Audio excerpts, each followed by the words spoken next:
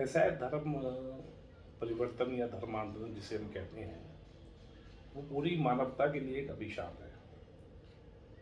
जो लोग ऐसे हैं दुनिया में जो कहते हैं हमारा ही विचार श्रेष्ठ है और चाहते हैं कि दुनिया उसी विचार को माने, तो वो अनेक प्रकार के षड्यंत्रों के द्वारा, हिंसा के द्वारा, संघर्ष के द्वारा लोगों का अपना विचार मानने के लिए बाध्य करते हैं। वही धर्मांतरण है। तो दुनिया के संदर्भ में हम देखें तो वास्तव में धर्मांतरण जो है पूरी मानवता के लिए अभिशाप है, क्योंकि इस दुनिया में जितने भी झगड़े चल रहे हैं, जितनी भी हिंसा चल रही है, उन सब के पीछे कहीं ना कहीं ईसाइयत या इस्लाम के द्वारा प्रेरित धर्मांतरण है। सर, दूसरा क्वेश्चन है, क्या धर्मांतरण करने वाले अपने फायदे के लिए नागरिकों को निशाना बनाते हैं? हाँ, ये बात वर्तमान के संदर्भ में बिल्कुल ठीक बैठती है। किसी समय जब धर्मांतरण के ये सारा खेल शुरू हुआ होगा, तब शायद अपने विचार को श्रेष्ठ बताने के लिए उन जो विचार दर्शन है या जो अपने आप को तथाकथित धर्म कहते हैं, लेकिन मैं उन्हें धर्म नहीं मानता, तब उन्होंने अपने विचार को श्रेष्ठ बताने के लिए साहित्य की रचना की होगी, लोगों के बीच में विचार करने के लिए अनेक प्रकार के सेवा के उपक्रम चलाए होंगे। लेकिन जैसा कि हम जानते हैं, वर्तमान में हर किसी चीज़ के अंदर व्यापार घुस चुका है। तो आज धर्मांतरण के अंदर भी बहुत बड़ा व्यापार घुस चुका है। अनेक स्थानों पर जो प्रोफेशनल्स हैं वो पोस्टर बन करके और चंगाई सभाएं कर रहे हैं। उनको किसी धर्म से कोई मतलब नहीं है, वो केवल पैसे के लिए ये सब कर रहे हैं। तो इसलिए जब से ये धर्मांतरण के खेल में पैसा घुसा है, तब से आम आदमी का और ज़्यादा नुकसान हो गया है, ऐसा मेरा मानना है। धर्मांतरण से क्या बदलता है और क्या बदलाव घर वापसी से आता है? क्या कभी सोचा गया है कि असली समस्या क्या है? ऐसा है कि जहाँ तक भारत के संदर्भ में मैं जानता हूँ, मैं अनेक लोगों से मिला हूँ, धर्मांतरण करने के बाद भी केवल उनकी पूजा पद्धति बदलती है, संस्कार नहीं बदलते। इवन पाकिस्तान में भी आज भी जो पाकिस्तान की आवाम में जो कुछ बुद्धिजीवी हैं, एक नाम मैं आपको बताता हूँ कि ये सारे जहाँ से अच्छा हिंदुस्तान हमारा, ये जिन्होंने गीत लिखा, इकबाल, उनके पुत्र पाकिस्तान के सुप्रीम कोर्ट के चीफ जस्टिस पद से रिटायर हुए। उनका एक लेख छपा भारत के नवभारत टाइम्स में। उसमें उन्होंने लिखा कि आज भी पाकिस्तान का जो इस्लाम है वो भारत के करीब है, अरब के करीब नहीं है। तो बदल क्या रहा है वास्तव में धर्मांतरण से? बदल ये रहा है कि व्यक्ति की देश के प्रति निष्ठा बदल रही है, जो देश के लिए घातक है। और बाहर की जो इस प्रकार के जिनको कहते हैं जासूसी संस्थाएं हैं, वो उसका लाभ उठा करके कहीं ना कहीं हमारे देश को कमजोर कर रही है। इसलिए उसकी देश के प्रति निष्ठा ना बदले, इसके लिए उसकी घर वापसी जरूरी है।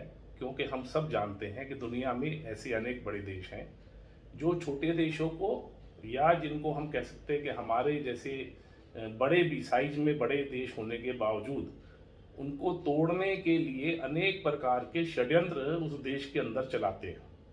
तो उस देश की प्रजा को अस्थिर करने के लिए ये धर्मांतरण का सारा खेल चलता है, जिसके पीछे बहुत बड़ा पैसा लगा हुआ है।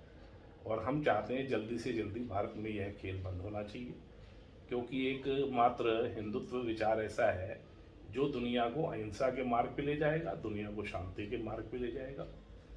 यहाँ तक कि आप देखो कि जो दो बड़े विचार दर्शन धर्मांतरण के खेल में लगे हुए हैं, वो भी एक दूसरे से परेशान है। यानी ईसाई कहीं जाकर के पाकिस्तान में धर्मांतरण कर रहा है और मुसलमान कहीं जाकर के ब्रिटेन में धर्मांतरण कर रहा है। केरल में बहुत बड़ी संख्या में ईसाई है, तो वहाँ के आज चर्च के जो पादरी हैं वो मुसलमानों के द्वारा हो रहे धर्मांतरण के उसके ऊपर प्रश्न उठा रहे हैं। तो ये धर्मांतरण से किसी का भी वास्तव में भला नहीं होने वाला। और अगर इस पूरे विश्व का किसी बात से भला होने वाला है तो वो केवल हिंदुत्व के विचार दर्शन से होने वाला है। थैंक यू बात कर दो। हाँ सर, मेरा पर्सनल क्वेश्चन था कि अभी जो मैं ये देख रही हूँ, जो धर्म परिवर्तन हो रहा है वो अभी अभी में ही चालू हुआ है, कुछ सालों पहले। मैंने आपको बताया ना कि पहले से था, लेकिन अब इसमें पैसा घुस गया। पहले आज क्या है, हर चीज में पैसा घुस गया। पहले धर्म में पैसा नहीं था, पूजा में पैसा नहीं था, आज सब चीज में पैसा घुस चुका है। और जब पैसा घुसता है ना, तो नैतिकता अपने आप अनैतिकता में बदल जाती है। तो अब जो हो रहा है ना, वो सब पैसे का खेल हो रहा है। लोग जल्दी से जल्दी ज़्यादा पैसा कमाने की चाह में जल्दी से जल्दी उनको टारगेट दे रहे हैं, तुम कितने हिंदुओं को मुसलमान बनाओगे, कितने हिंदुओं को ईसाई बनाओगे। तो उस हिसाब से टारगेट ओरिएंटेड सारे खेल चल रहा है धर्मांतरण का। तो ये जो आपको कुछ वर्षों में एकदम से वृद्धि नजर आ रही है ना, ये उस पैसे के कारण से है कि जो पैसा उसके अंदर घुस गया। लेकिन अब लोग ज्यादा नहीं बोल रहे कि सनातन धर्म को आगे बढ़ाओ, सनातन धर्म को आगे बढ़ाओ, ये नारे पहले तो नहीं लगते थे। नहीं, ये जो है ना, ये सनातन की जागृति है। जो सनातन 1000 साल के संघर्ष के कारण से कहीं एक निद्रा में चला गया था, निद्रा की अवस्था में चला गया था, वह सनातन पुनः जागृत हो रहा है। उसके कारण से अब हमें ये सब आवाजें सुनाई दे रही है। और अंतोगत्वा ये जो पूरा युद्ध है, ये आसुरी शक्तियों का और दैवीय शक्तियों का युद्ध है, और इसमें सनातन की ही विजय निश्चित है।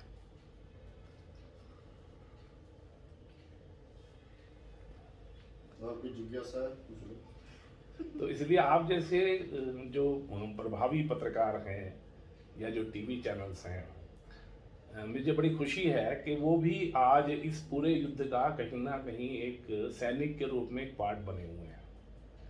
और उसके कारण से क्या हो रहा है कि एक वातावरण का निर्माण होना शुरू हुआ है। एक प्रकार से आप ये कह सकते हैं कि जो एक अंधकार भरी रात कई 1000, 1200-1500 सालों की थी, वो उसका एक बार अभी सवेरा दिखाई देना शुरू हुआ है। जैसे ज़मीनी तौर पे जहाँ तक मैंने देखा है अपने बचपन से, क्योंकि मेरा जो ननिहाल है वो ग्वालियर में है, ठीक है। तो जहाँ मेरी नानी रहती है ना, वहाँ पे सिर्फ मेरी नानी का परिवार है जो हिंदू है, बाकी आजू बाजू सब मुसलमान रहते हैं, ठीक है। मैंने जहाँ तक देखा है वो सब मिलजुल के रहते हैं, ज़मीनी तौर पे कोई दिक्कत नहीं है। लेकिन अब इस तरीके से सब लोगों को दिखाया जा रहा है, सब लोगों को दिखाया जा रहा है कि हिंदू और मुसलमान में कलेश चल रहा है और लोग खून के प्यासे टाइप बने हुए हैं एक दूसरे के। तो अभी से ये सब क्यों? क्योंकि क्योंकि ज़मीनी तौर पे ऐसा नहीं है, और बहुत सारी वीडियोज ऐसी आती भी हैं हमारे पास जो बोलते हैं कि नहीं हम तो बचपन से ही ऐसे रह रहे हैं, कोई दिक्कत ही नहीं है, कुछ नहीं है। तो फिर इसके पीछे क्या कारण हो सकता है? मैंने बताया ना आपको, आप थोड़ा समझेंगे तो आपको समझ में आ जाएगा। पहले ये एक व्यक्तिगत प्रयास होते थे, कहीं कोई पादरी है, कोई मौलवी है, वो अपने प्रयासों से किसी एक परिवार को कर रहा है, 2 परिवार को कर रहा है कन्वर्ट, चुपचाप कर रहा है, कुछ नहीं हो रहा। अभी सारे में पैसा घुस गया, उस पादरी को भी टारगेट मिला हुआ है कि इतने करोगे तो इतने पैसे मिलेंगे, उस मौलवी को भी टारगेट मिल गए हैं, इतना करोगे तो इतना धन आएगा। तो वो जरा तेजी से लग गए। वो तेजी से लगने के कारण से फिर समाज आहत हो रहा है, और जब समाज आहत हो रहा है तो समाज प्रतिक्रिया कर रहा है। प्रतिक्रिया कर रहा है तो ऐसे लग रहा है कि पता नहीं हम उल्टा शांति भंग कर रहे हैं। तो उनको लग रहा है कि जिससे आपने पढ़ा होगा, पीएफआई का भी पिछले दिनों चला था कि उनके पास समय नहीं है, यानी उनको 2047 तक इस देश को, ठीक है ना, आप समझो उस सारे खेल को। तो ये होना नहीं, ये 3047 में भी नहीं होना, 2047 तो क्या है ना। लेकिन अब उस कारण से मचल रहे हैं। अब वो मचल रहे हैं तो फिर हिंदू नौजवान एग्रेसिव होकर के बाहर आ रहा है। तो बागेश्वर धाम से कोई कनेक्शन इसका? नहीं, ये देखिए बात मैं क्या कहता हूँ, किसी भी समाज में धार्मिक नेतृत्व हो, सामाजिक नेतृत्व हो, व्यापारिक नेतृत्व हो, खेल का नेतृत्व हो, ये होते हैं ना, लीडरशिप होती है ना हर सेक्टर में। तो ये जो different segment of the societies हैं जिनकी लीडरशिप अब खुल करके बोलने लगी है, पहले बोल नहीं रही थी, तो उसमें से धार्मिक क्षेत्र के नेता बोलने लगे हैं, धीरे धीरे राजनीतिक क्षेत्र के नेता बोलने लगे हैं, सामाजिक क्षेत्र के लोग आगे आ रहे हैं, खेल क्षेत्र के लोग आगे आ रहे हैं, सभी क्षेत्रों से लोग आ रहे हैं। वो क्या है, कभी कोई एक क्षेत्र जरा ज्यादा प्रखर हो जाता है तो वो हाईलाइट हो जाता है। तो ऐसा नहीं है, सभी क्षेत्र से जो सनातन शक्तियां हैं जीवन के सभी क्षेत्रों से आगे आ रही हैं, और अभी आगे आपको बहुत सारे ऐसे लोग मिलेंगे जो आगे आकर के जिसे कहते हैं मुखर प्रतिकार करेंगे इस सारे का। Thank you so much sir. Sir मैं